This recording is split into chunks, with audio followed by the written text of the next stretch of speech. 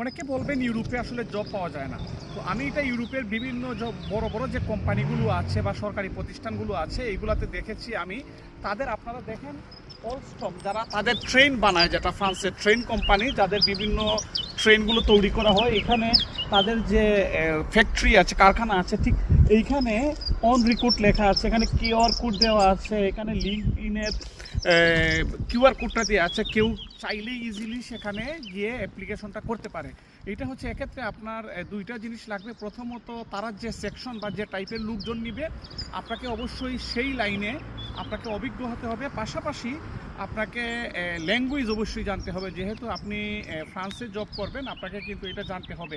আর আরেকটা বিষয়, আমি এরকম ফ্রান্সের অনেক প্রতিষ্ঠানে আমি দেখেছি, তাদের এরকম যখন তাদের লোক প্রয়োজন হয়, তাদের কোম্পানিগুলোতে তারা এইভাবে লিখে রাখেন, আপনি যাবেন সিভি ড্রপ করবেন।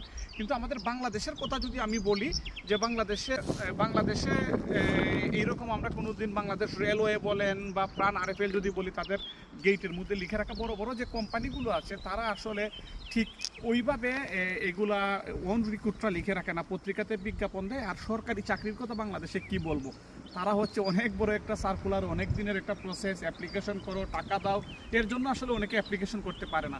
ঠিক এই পদ্ধতিটা অবলম্বন করা যেতে পারে। আমাদের সরকারি প্রতিষ্ঠানগুলো যদি এইভাবে রিক্রুটের ব্যবস্থা করতে পারে, আর কোনো কোনো ক্ষেত্রে ক্যাম্পাস রিক্রুটটা করা যেতে পারে, যে ইউনিভার্সিটির লাস্ট ইয়ারের সময় একটা জব ফেয়ার হবে, সেখানে গিয়ে তারা লোকজন নিয়োগ করে আসবে, এটা হচ্ছে একদম ইজি ওয়ে। কিন্তু আমাদের দেশের সব কিছু আসলে অনেকটা জটিল।